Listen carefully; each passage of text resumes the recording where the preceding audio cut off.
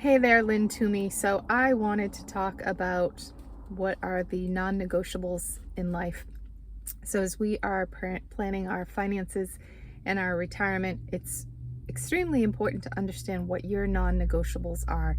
So those are the things that you want in your life.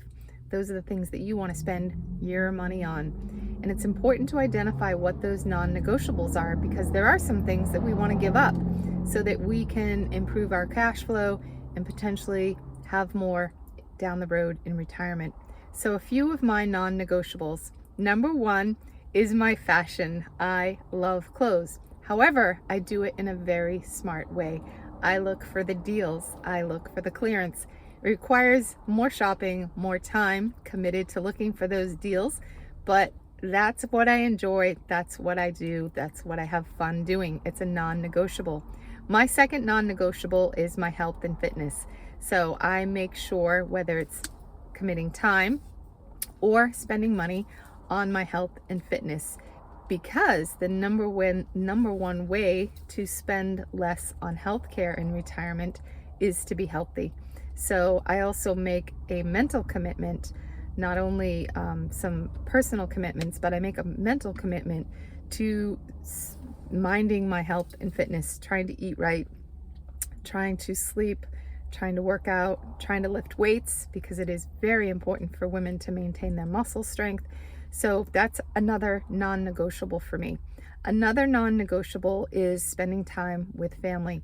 Doesn't necessarily mean spending money on family, although I do a little bit of that, but spending time with them is a non-negotiable. And maybe that results in me maybe working a little less and perhaps making more money. But for me, spending that time with my children, my family, my mom, my siblings, my very close friends who I consider family, that's another non-negotiable. Another non-negotiable for me is to get back to traveling. Not, crazy amount of traveling, but enough traveling to see some things that I haven't seen in the world, because I believe life is short and there is a lot to see in the world. So those are just a few of my non-negotiables. I'm sure everybody has them. But I want to tell you a quick story. I'm sitting here in my 1960, it's not a 1965 Mustang. It's a 2015 Mustang. And this was actually ended up being one of my non-negotiables at the time. So when I graduated from college, my father had a 1965 convertible Mustang, and that was the year I was born. So what happened was he bought it, I don't know, when I was about 12, and he spent a number of years restoring it to like near perfect condition. So I always wanted to drive it, and I didn't have a great relationship with my father, but I wanted to drive it, and he never let me.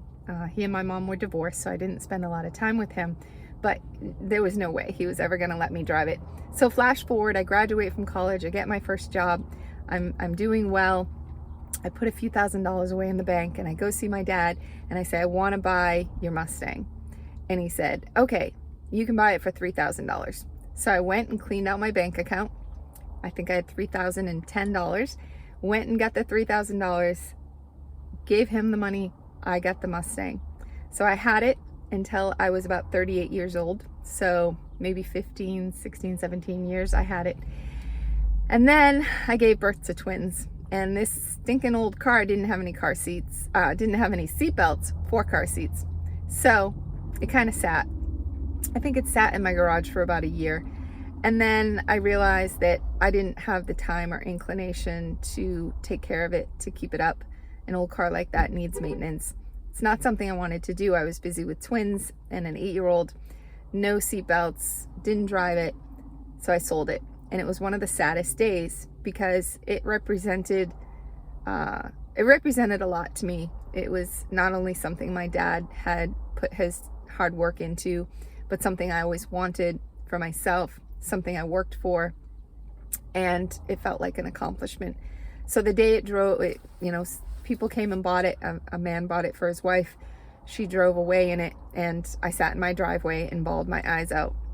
Anyway, flash forward to 2015.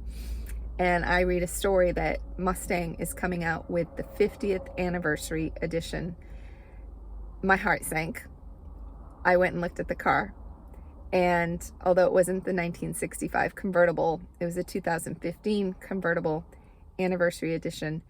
And in that moment, I said, it's a sign. I'm turning 50. Mustang's turning 50. I need this in my life. I had sold a house. I had some money in the bank, and I went and bought the car. I grabbed my mom and said, let's go buy a car. Not just any car. We're going to buy a sports car, a convertible Mustang. And we went. I negotiated a good deal. And I remember driving up to my significant other's office, and I went in and I said, oh, you need to come out and look at my car.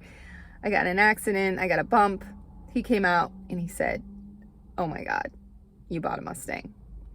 So wherever I would go, people would say, oh, wow, you got a Mustang. Yeah. And I'd say, yes, I bought it for myself and for my 50th birthday. And it was the best birthday gift ever. So here I am 6 years later in my Mustang. It's only got 6,000 miles on it, but I'm at another crossroads in my life. So I sold my 65 because of my twin girls, because I couldn't drive around with them in it.